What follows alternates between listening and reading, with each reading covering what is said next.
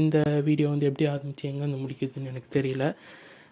ஏன்னா இது ஒரு புதுவிதமான கண்டென்ட் அப்படிங்கிறதுனால இதை எப்படி சரியாக கொண்டு போய் எஸ்டாப்ளிஷ் பண்ண போகிறோன்னு எனக்கு தெரியல.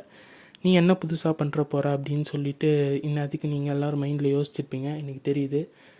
சின்ன சின்னதாக ஏதாவது ஒரு சேஞ்ச் எபிசோடில் கொண்டு வந்துட்டு அதையே ஏதோ பெருசாக பண்ண மாதிரி நான் பீத்திக்கிட்டு இருந்திருக்கேன் இத்தனை வருஷமாக. அதையும் நீ பார்த்துக்கிட்டு இருந்திருக்கீங்க. இந்த வடிவேலு வேலு படத்தில் சொல்கிற மாதிரி, ஏன்டா போர்டெல்லாம் புதுசாக மாற்ற, ஆனால் வருஷம் அந்த டீ தூளை மாற்ற மாட்டேங்கிறே அப்படிங்கிற மாதிரி தான் நான் பண்ணுற சேஞ்ச் எல்லாமே இருக்கும். ஆனால் இந்த கண்டென்ட் வந்து டோட்டலி சேஞ்ச் என்னை பொறுத்த வரைக்கும். சரி, அப்படி என்ன புதுசாக புதுமை கொண்டு வந்திருக்க அப்படின்னு சொல்லிட்டு நீங்கள் என்ன கேட்டிங்கன்னா அதை நான் சொல்கிறேன். அதுக்கு முன்னாடி இந்த எபிசோடு வந்து யாராவது ஃபோனை ஒரு ஓரமாக வச்சுட்டு, நீ என்ன ஆடியோ பாட்காஸ்ட் தானே பேச போகிறேன், நான் பாட்டு கேட்டிருக்கேன் அப்படின்னு சொல்லிட்டு கேட்டாலோ, இல்லை நீ பாட்டுக்கு பேசிட்டு நான் பாட்டுக்கு எனக்கு இருக்க வேலையை பார்த்துட்டு அப்படியே நீ பேசுகிறத கேட்டே இருக்கேன் அப்படின்னு சொல்லிட்டு பண்ணிங்கனாலோ குட். ஆனால் அது இந்த எபிசோடுக்கு வேலைக்கு ஆகுது, இதுக்கு முன்னாடி இருக்க எபிசோட்ஸில் தான் வேலைக்கு ஆகும். ஏன்னா இதுக்கு முன்னாடி பண்ண எல்லாமே வந்து ஆடியோ பாட்காஸ்ட். இப்போது இந்த எபிசோடில் வந்து நான் வீடியோ பாட்காஸ்ட்டை அப்லோட் பண்ணியிருக்கேன். எஸ், ஒரு கதை சொல்லட்டுமா சார் பாட்காஸ்ட்டில் வந்து for the first time video பாட்காஸ்ட்டாக வந்து நான் அப்லோட் பண்ண போகிறேன். அது ஒரு புது விதமான கண்டென்ட்டோட. என்ன கண்டென்ட் அப்படின்னு பார்த்தீங்கன்னா, அண்டர் ரேட்டட் ஆக்சுவலாக அப்படின்னு சொல்லிட்டு நிறைய மூவிஸ் வந்து பேசியிருக்காங்க. அதாவது வந்தப்போ பெருசாக ரெகக்னேஷன் அப்படி எதுவுமே இல்லாமல், வந்ததுக்கப்புறம் 2-3 பேர் அந்த படத்தை ஆக்சிடென்ட்லாம் பார்த்துட்டு, இப்போ அந்த படம் நல்லா இருக்கே அப்படின்னு சொல்லிட்டு நிறைய பேர்கிட்ட சொல்ல ஆரம்பித்து, அப்படி ஃபேமஸ் ஆன படம் தான் வந்து அண்டர் ரேட்டட் அப்படின்னு சொல்லிட்டு சொல்லுவாங்க. ஆனால் இன்னும் சில படங்கள் இருக்குது, வந்துடும், எல்லாருக்கும் தெரிஞ்சிடும், ஆனால் ஒரு சில பேருக்கு பிடிச்சிருக்கும், நிறைய பேருக்கு பிடிச்சிருக்காது. அதனாலேயே வந்து நமக்கு இந்த படம் பிடிச்சிருக்கு அப்படின்னாலும் வெளியே இருக்கவங்களாம் இதெல்லாம் ஒரு படமா அப்படின்னு சொல்கிற கமெண்ட்டை கேட்டுட்டு நமக்கும் இந்த படம் பிடிக்காது அப்படிங்கிறத நம்ம நம்பிடுவோம். இல்லை வெளியே இருக்கவங்ககிட்ட நடிச்சுக்கிட்டு இருப்போம், ஆமாப்பா எனக்கு இந்த படம் பெருசாக பிடிக்கல அப்படின்னு. ஆனால் நமக்கு வந்து இந்த படம் உள்ளுக்குள்ளே நம்மளை லைட்டாக சாட்டிஸ்ஃபை பண்ணியிருக்கோம். அந்த மாதிரி சில படங்களை வந்து இப்போது நம்ம ரேங்க் பண்ண போகிறோம். இந்த மாதிரியான கண்டென்ட் வந்து ஆல்ரெடி நிறைய யூடியூப் சேனல்ஸில் வந்து வந்திருக்கு. அதெல்லாம் பார்த்து இன்ஸ்பயர் ஆகி தான் சரி நம்மளும் நம்ம சேனலில் ட்ரை பண்ணி பார்ப்போமே அப்படின்னு சொல்லிட்டு இன்றைக்கி வந்து இறங்கியிருக்கேன். அநேகமாக இந்த எபிசோடு வந்து பார்ட் 1 பார்ட் 2 அப்படின்னு பிரிஞ்சு வரதுக்கும் சான்ஸ் இருக்குது. அதுக்கப்புறம் இந்த மாதிரி ரேங்க் பேஸ்ட் ரிலேட்டடான வீடியோஸும் வந்து நம்ம பாட்காஸ்ட்டில் அடிக்கடி இந்த மேலே ரிலீஸ் பண்ணலாம் அப்படிங்கிற ஒரு ஐடியாவும் இருக்குது. ஸோ இந்த வீடியோ உங்களுக்கு பிடிச்சிருந்தது அப்படின்னா லைக் பண்ணுங்கள், கமெண்ட்லேயும் வந்து நல்லா இருக்குதுன்னு சொல்லுங்கள். அந்த ரெஸ்பான்ஸ்லாம் நான் வந்து பார்த்துட்டு இன்னும் இதே மாதிரி நிறைய வீடியோஸை என்னால் பண்ண முடிஞ்சால் நான் கண்டிப்பாக பண்ணுறேன். சரி, ஓகே, தேவையான அளவுக்கு இன்ட்ரோ கொடுத்தாச்சு. இப்போது டைரெக்டாக கண்டென்ட்டுக்குள்ளே போனோம் அப்படின்னா, ஃபஸ்ட்டு படம் வந்து என்னென்னா காதலும் கடந்து போகும், கப்போ அப்படின்னு தான் வந்து எல்லோரும் சொல்கிறாங்க. ஆனால் எனக்கு ஒரு டவுட் இருந்துச்சு சின்ன வயசுலேருந்து, டவுட்டு என்னென்னா, படம் வரும்போதெல்லாம் வந்து கப்போன்னு வச்சு தான் பாட்டே வந்து போடுவாங்க. ஆனால் காதலும் கடந்து போகும்ல 2 காதான வருது அப்படின்னு சொல்லிட்டு நான் யோசிச்சுக்கிட்டு இருப்பேன். எனக்கும் அந்த லிட்டில் பிட் கன்ஃபியூஷன் வந்து இருந்துகிட்டே இருக்கும். அதுக்கப்புறம் சரி எல்லோரும் கப்போ தானே சொல்கிறாங்க, நம்மளும் அப்படியே சொல்லுவோம், ஏன்னா அப்படி சொல்கிறதுக்கு தான் அந்த படம் வந்து நல்லா இருக்குது அப்படிங்கிறது நான் வந்து என் மைண்டுக்கு ஃபிக்ஸ் பண்ணிட்டேன்.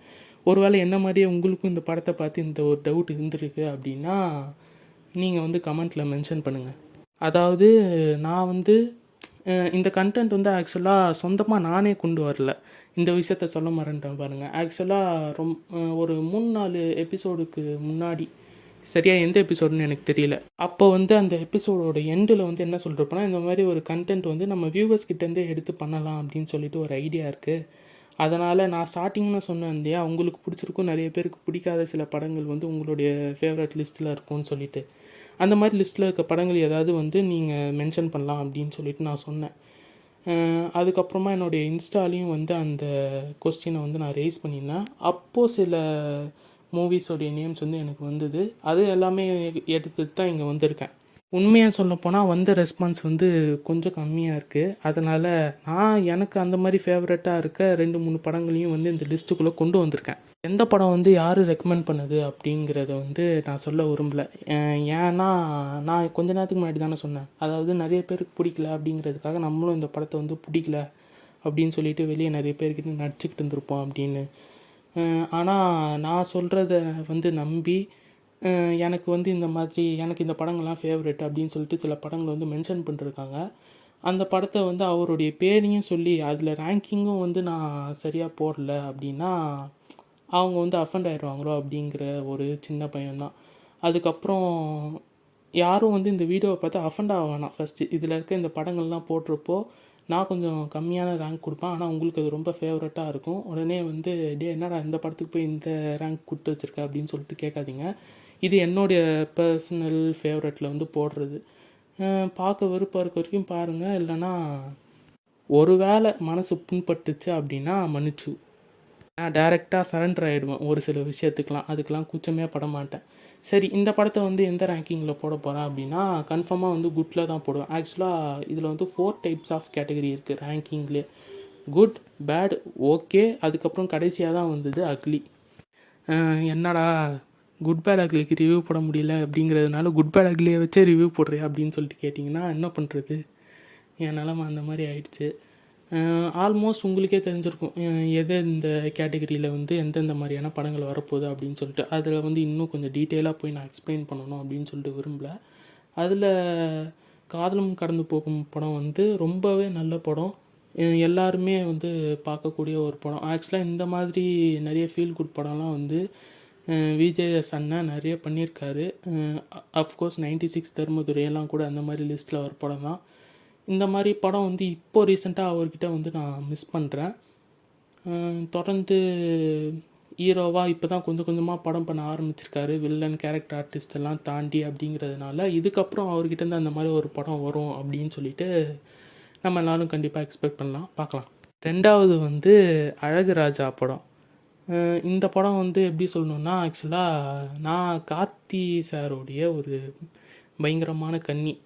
அது வந்து எப்படி அந்த கன்னிசம் வந்து எனக்கு வர ஆரம்பிச்சுது அப்படின்னா, நான் பர்சனலாக எல்லா படமும் பார்த்து எனக்கு நான் ரொம்ப என்டர்டெயின் ஆவேன். அந்த படம் வந்து ரிப்பீட் வேல்யூவில் பார்க்குற அளவுக்கு நிறைய கார்த்தி சாரோடைய படம் வந்து இருக்கும். அது போக நிறைய பேர் சொல்லி கேட்டிருக்கேன், அதாவது எல்லா டேரக்டர்ஸோடைய பெஸ்ட்டுமே வந்து கார்த்தியை வச்சு எடுக்கிற படத்தில் தான் நடக்கும் அப்படிங்கிற விஷயம்லாம் வந்து சோஷியல் மீடியா ஃப்ரெண்ட்ஸ் கிட்டலாம் படத்தை பற்றி டிஸ்கஸ் பண்ணுறப்போ அந்த மாதிரியான நியூஸஸ்லாம் கேட்டு கார்த்தினாலே நல்ல படம் தான் பண்ணுவார் அப்படிங்கிற ஒரு விருப்பம் என்னுடைய மைண்டில் வந்து உட்கார ஆரம்பிச்சிச்சு. ஆனால் அந்த ஐடியாலாம் வந்து எனக்கு அழகுராஜா படம் பார்க்குறப்போ இல்லை. அதுவும் வந்து அந்த படம் வரப்போ நான் கொஞ்சம் சின்ன பையனாக தான் இருந்தேன் அப்படிங்கிறதுனாலையும் எனக்கு வந்து பெருசாக இந்த படம் வந்து கலெக்ஷன் ஆயிடுச்சு, பிளாக் பஸ்டர் ஆயிடுச்சு, ஹிட் ஆச்சு, ஃப்ளாப் ஆச்சு, அந்த மாதிரியான கண்டென்ட்லாம் வந்து எனக்கு தெரியாது. ரிவ்யூ பற்றி நான் கவலையே பட்டது கிடையாது. ரிவ்யூனால் என்னன்னே தெரியாமல், ஆனால் இந்த சன் டிவியில் உட்காந்து டாப் 10 படத்துக்கு ஒருத்தர் ரிவ்யூ சொல்லிட்டுருப்பார்ல, அந்த ரிவ்யூலாம் உட்காந்து நான் மிஸ் பண்ணாமல் பார்த்துருவேன். ஆனால் எனக்கு அதை பற்றி சுத்தமாக ஐடியாவே இருப்பாது. அதனால தான் வந்து ஒரு சில படங்கள்லாம் வந்து எனக்கு பிடிக்குன்னு ஓப்பனாக சொல்லிட்டுருவேன். ஆனால் நிறைய பேருக்கு வந்து அந்த படம் பிடிச்சிருக்கா இல்லையான்னு எனக்கு தெரியாத ரீசன்னால். அந்த வகையில் வந்து கதையாக அழகுராஜா படம் வந்து அந்த அளவுக்கு நல்லா இருக்காது, கொஞ்சம் ஓப்பனாக சொல்லணும் அப்படின்னா. ஆனால் காமெடிஸ்லாம் வந்து பயங்கரமாக ஒர்க் ஆகியிருக்கும். சந்தானம் வந்து காமெடியனாக இருந்த வரைக்கும் அவர் பீக்கில் இருக்கார் அப்படிங்கிற ஒரே காரணத்தினால அவர் மட்டுமே படத்தில் வந்து நல்லா பர்ஃபார்ம் பண்ணுறாரு அப்படின்னு இருக்காது. சர்ப்ரைசிங்லி என்ன ஆகும்னா, நீங்கள் அவர் கூட யாரை பேராக போட்டிங்கன்னாலும் அவர் கூட சேர்ந்து பயங்கரமாக படம் பண்ணுறவர். எப்படி அந்த மாதிரி ஆக்டர்ஸ் கூட ஜெல்லாவார்னே தெரியாது. அதனால தான் அவர் காமெடியனாக இருக்க வரைக்கும் பயங்கரமான கோட்டட் ஆக்டராக இருந்தார் சந்தானம். அது ஹீரோ ஆனதுக்கப்புறம் அந்த கிரேஸ் கொஞ்சம் கொஞ்சமாக குறைஞ்சின்னு வந்துச்சு. அப்படி இந்த படத்தில் வந்து சித்ரா தேவி பிரியா கேரக்டராக இருக்கட்டும், அதுக்கப்புறம் வந்து கரீனா சோப்ரா கேரக்டரு, இந்த ஐயோ அவர் பேர் வரன்ட்டேனே, கோட்டா சீனிவாசன், அவர் வந்து திருப்பாச்சி படத்தில் வந்து சனியா சக்கரன்னு ஒரு கேரக்டர் பண்ணிருப்பார். அதுதான் ஐகானிக்கான கேரக்டரு. அதுக்கப்புறம் இதுவும் அவருக்கு ஒரு மாதிரி தமிழில் வந்து நல்லா ஒர்க்கான ஒரு கேரக்டர் ஆச்சு, காமெடியாக. ஆனால் ரிவ்யூ அடிப்படையிலையும் ப்ரொடியூசருடைய அது என்ன சொல்கிறது, ப்ரொடியூசர் வந்து கலெக்ஷனை எதிர்பார்த்து உக்காந்துக்கிட்டு இருந்தப்போ அவருக்கு வந்து பெரிய லெவலில் லாஸ் ஆச்சு. அதுக்கான காரணம் வந்து நல்ல ஒன் டைம் வாட்சபிளான ஒரு ஃபன்னான காமெடி மூவினா எந்த டைமில் ரிலீஸ் பண்ணணும், யாருமே ரிலீஸ் பண்ணல, ரொம்ப நாளமாக படமே வரல. சரி, இந்த கேப்பில் ரிலீஸ் பண்ணோன்னா படங்கள் வந்து வராத காரணத்தினால மக்கள் வந்து கொஞ்சம் பார்ப்பாங்க அப்படிங்கிற மாதிரியான டைமில் தானே ரிலீஸ் பண்ணணும். ஆனால் இந்த டேரக்டர் வந்து என்ன பண்ணிருப்பான்னா, இது வந்து பொங்கல் ரிலீஸ்க்கு கொண்டு வந்திருப்பார். எந்த வருஷம்னு எனக்கு ஞாபகம் இல்லை, ஆனால் ஒரு 6-7 வருஷத்துக்கு முன்னாடி, 6-7 கூட இல்லை, ஒரு 8-10 வருஷமே ஆகிருக்கும். கொஞ்சம் வயசாகிடுச்சு போல் நமக்கெல்லாம், என்ன பண்ணுறது. அந்த 8-10 வருஷத்துக்கு முன்னாடி நான் நியூஸ் பேப்பர்லாம் பார்க்குறப்போ அழகுராஜா வந்து பொங்கல் ரிலீஸ் தான் ஆச்சுன்னு நினைக்கிறேன். அதனாலே வந்து ப்ரொடியூசருக்கு வந்து பயங்கரமான லாஸ் ஆச்சு. இந்த டேரக்டர் வந்து இதை தெரியாமல் தான் பண்ணுறாரா, இல்லை ஒரு வேளை இந்த மாதிரி ஃபெஸ்டிவல் டைமில் வந்து ரிலீஸ் பண்ணால் அந்த டைமில் வந்து 4-5 படம் ரிலீஸ் ஆச்சு, பெரிய பெரிய ஹீரோஸ் படம்லாம் ரிலீஸ் ஆச்சு, அதனால் இந்த படம் ஓடல அப்படின்னு சொல்லிட்டு காரணம் சொல்லி எஸ்கேப் ஆகிறதுக்காக பண்ணுறாராங்கிற மேட்டர்லாம் எனக்கு தெரியல. நம்ம அதுக்குள்ளே அவ்வளோ டீப்பாலாம் போவேணாமே. இதை ஏன் நான் சொல்கிறேன் அப்படின்னா, இப்போ வந்து அமரன், பிளடி பக்கெல்லாம் வந்து ரிலீஸ் ஆகிட்டு இருக்கப்போ சம்மந்தமே இல்லாமல் ஜெயம் ரவி பிரதர்னு ஒரு படம் பண்ணி அடி வாங்கினார்ல, அந்த டேரக்டர் தான் வந்து அழகுராஜா படம் எடுத்த டேரக்டரும். ஸோ ஒரு தடவை அடி வாங்கினதுக்கப்புறமும் திரும்பி அமரன் மாதிரியான படம், லக்கி பாஸ்கர் வர மாதிரியான படங்கள்லாம் ரிலீஸ் ஆகிற டைமில் கொண்டு வந்து பிரதரை ரிலீஸ் பண்ணுற அளவுக்கு தைரியம் இருக்குன்னா, அப்போ கண்டிப்பாக நான் இதுக்கு முன்னாடி சொன்னது தான் ரீசனாக இருந்திருக்குமோ அப்படின்னு சொல்லிட்டு எனக்கு ஆழ் மனசில் ஒரு சந்தேகம். சரி, அந்த டாபிக் அப்படியே விட்டுருவோம். அழகுராஜாவுக்கு வந்து நம்ம குட்டுலேயே போட்டுக்குவோம். எனக்கு வந்து பர்சனலாக பிடிக்கும் அப்படிங்கிறதுனால குட்டு. அடுத்த படம் என்ன அப்படின்னா பீஸ்ட். நான் தான் சொன்னேன்ல, அதாவது நம்ம சின்ன பையனாக இருக்கிறப்போ நமக்கெலாம் வந்து இந்த கலெக்ஷனு ஹிட் ஆச்சு ஃப்ளாப் ஆச்சுங்கிற மேட்டர்லாம் தெரியாதுங்கிறதுனால நமக்கு வந்து ஒரு படம் பிடிச்சிச்சு அப்படின்னா அந்த படம் நல்லா போச்சு அப்படின்னு சொல்லிட்டு நம்ம நம்பிக்கிட்டு இருப்போன்னு.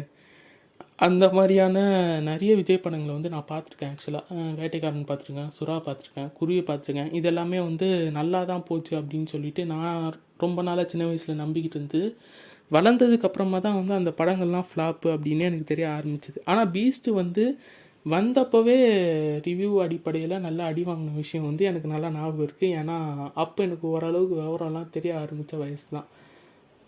இன்ஃபேக்ட் அந்த படம் வந்து கேஜிஎஃப் பார்ட் 2 ரிலீஸ் ஆகிறப்போ அது கூட சேர்ந்து ரிலீஸ் பண்ணியிருந்தாங்க அப்படிங்கிறதுனாலையும் நிறைய அடி வாங்கினது ரீசன்ஸ் வந்து இருந்தது. ஆனால் பர்சனலாக வந்து இந்த படம் எனக்கு ஒர்க் ஆச்சு.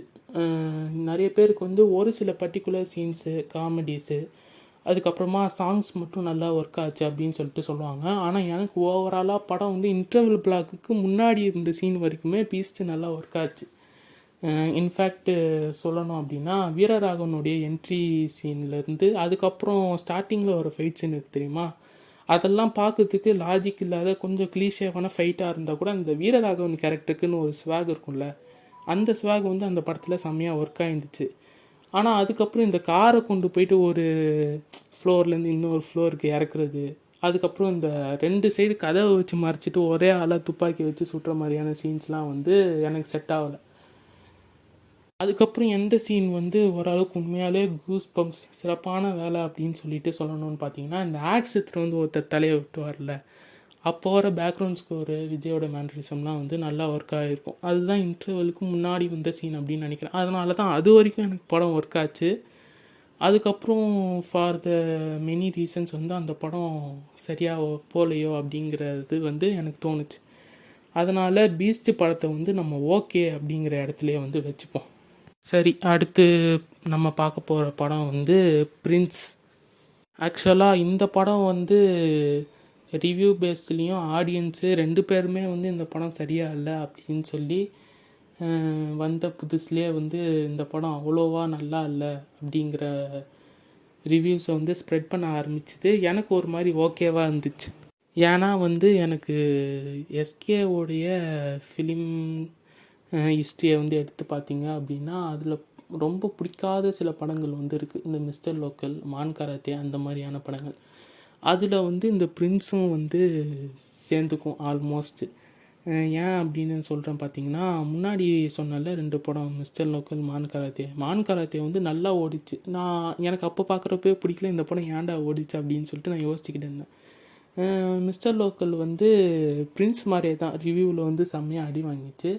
அப்போ வந்து ஓகே, இப்போ இந்த மாதிரி படம்லாம் பண்ணால் இவருக்கு வந்து செட் ஆகாதுங்கிறத ஆடியன்ஸ் புரிஞ்சுக்கிட்டாங்க, இதுக்கப்புறம் நல்ல நல்ல படம் பண்ணுவார் அப்படின்னு சொல்லிட்டு எனக்கு ஒரு ஹாப்பினஸ் இருந்தது. ஏன்னா எஸ்கேவுக்கு வந்து கண்டென்ட் பேஸ்டான படங்கள் வந்து நிறைய பண்ணுவார், நல்ல பர்ஃபார்மரும் கூட. அதனால தான் இந்த மாதிரி படங்கள்லாம் அவருக்கு ஒரு சில நேரத்தில் ஓடலை அப்படின்னா அதில் சந்தோஷப்படுற ஆளாக நான் தான் இருப்பேன். காரணம், அதுக்கு அடுத்து பண்ணுற படம் வந்து கண்டிப்பாக அதனால் நல்ல கண்டென்ட் பேஸ்டான படமாக பண்ணுவார் அப்படிங்கிற ஒரு நம்பிக்கையில். அதே வகையில் வந்து பிரின்ஸு நல்லா ஓடாதது வந்து எனக்கு ஒரு வகையில் ஹாப்பியாக இருந்துச்சு. அதுக்கு நான் என்ன இப்போது பார்த்து ரொம்ப ஸ்ட்ரைக் ஆகுது. ஏன் அப்படி சந்தோஷமாக இருந்தது அப்படிங்கிறது தான் சொல்ல வந்தேன். ஏன்னா இதுக்கு அடுத்து ரிலீஸ் ஆன படம் வந்து மாவீரன். சொன்னேன் இல்லையா, ரிவ்யூ வைஸாகவும் ஆடியன்ஸும் வந்து சில சமயம் ஒரு படம் நல்லா இல்லை அப்படின்னு சொல்ல ஆரம்பிச்சிட்டாங்கன்னா அவர் உடனே வந்து சுதாரித்து அதுக்கு அடுத்த படம் வந்து செம்மையாக கொடுத்துருவாருன்னு. அந்த மாதிரி அதுக்கப்புறம் மாவீரன் அமரன்லாம் பண்ணிவிட்டு அவருடைய ஃபிலிம் கிராஃப் வந்து இப்போ எங்கேயோ போய்கிட்டு இருக்கு. சரி வாங்க இந்த படத்துக்கு வருவோம். இந்த படத்தோட டேரக்டர் வந்து எனக்கு ஆல்ரெடி தெரியுங்க. ஆக்சுவலாக இந்த படம் பார்க்குற நிறைய பேருக்கு வந்து அந்த டேரக்டர் தெரியாது.